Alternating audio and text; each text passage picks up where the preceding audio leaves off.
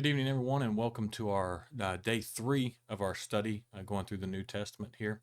And today we're going to look at an angel promising the birth of John to Zechariah. And we're going to, our text for today is from Luke 1, verses 5 through 25. And I'm going to split this up if you're following along in the study guide.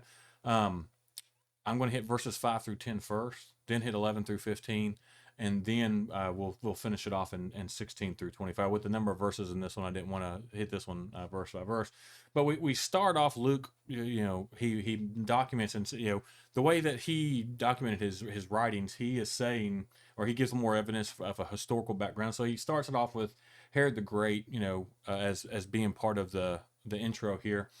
And we know through history that Herod ruled from 37 to 4 BC. And so that's documented. So we know that John and Jesus both, we'll see that next tomorrow, that John and Jesus both were born before 4 BC. So somewhere in that time frame there. Zechariah, who this is about, it's Zechariah and Elizabeth, means Yahweh was remembered. And so it's kind of fitting that his name fits into him being remembered. And he belonged to the eighth priestly division according to King David's arraignment. And then Elizabeth came from a priestly class as well. So both of them came from a heritage of priest. And the interesting thing here is that Elizabeth was unable to conceive, and we see that a lot in the Old Testament, where God comes around and helps those who women who are unable to conceive, usually in an old age, and helps them to conceive. So God intervened here and allows her to conceive, and we're going to see that here in a second. So the interesting thing, though, is that Zechariah gets to participate in the ceremony of lighting the incense and keeping the incense burning.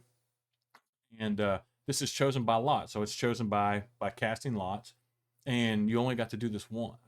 And so it's interesting that the timing, as I would say, it's interesting. It's in a divine intervention that the time that Zechariah gets to serve and do this, he's in there praying, and an angel appears to him. And so we see this, and just to kind of give you a background in this instance, this was something that was done. It was an honor to be able to do it. You only got to do it once. Um, so that was you were honored when you got to do this, and the incense was kept burning permanently just in front of the veil. It was that divided the holy place from the most holy place. The lone priest would offer the incense every morning and every evening, while the rest of the priests and worshipers stood outside.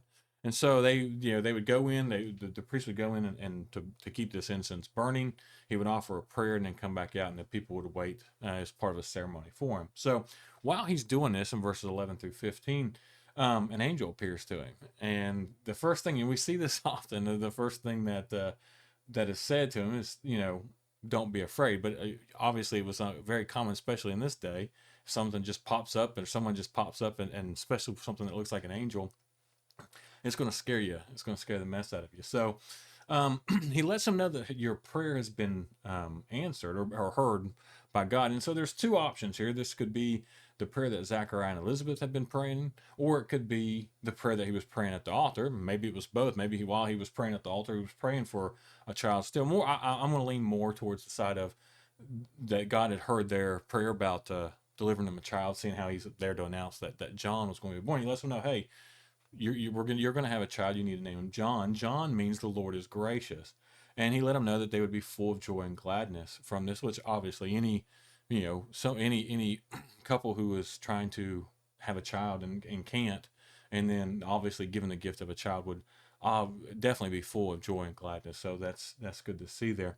And then he has them commit to, like Samson and Samuel we see in the Old Testament, for him to follow the Nazarite vow, and that was to not allow them to drink or have alcohol. So the other statement here that's interesting is he states that that John would be filled with the Holy Spirit in the womb. And if you actually go back and look, this is the only recording that we can find of a child or someone or something, or a child being filled with the Holy Spirit before birth.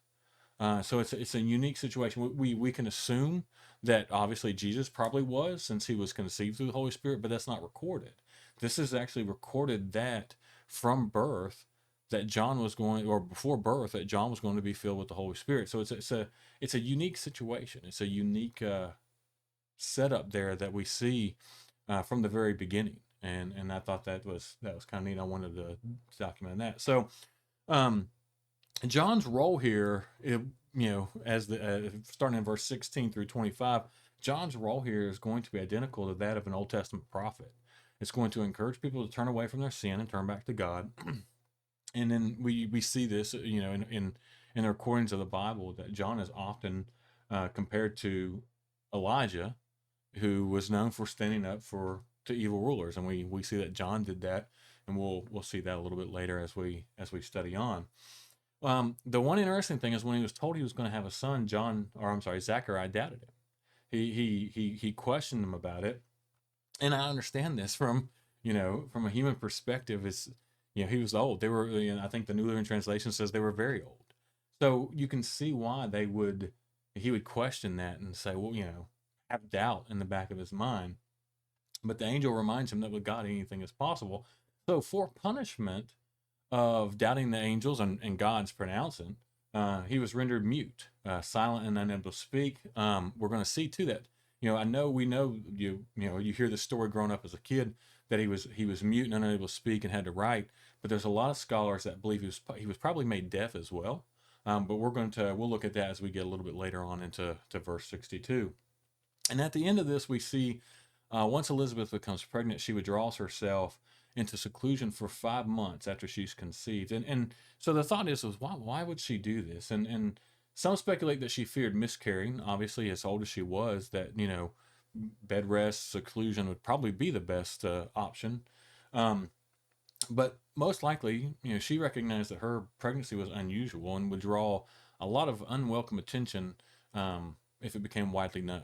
Someone this age, the story behind Zechariah and all this. So it's probably better to start with a restful pregnancy here. So that's kind of the story of Zechariah and Elizabeth and their announcement that they're going to be giving birth to John the Baptist, or that Elizabeth was going to be giving birth to John the Baptist. So tomorrow we're going to look at a similar situation where the angel appears to Mary to let them know about Jesus. I hope you've enjoyed this lesson, and thank you.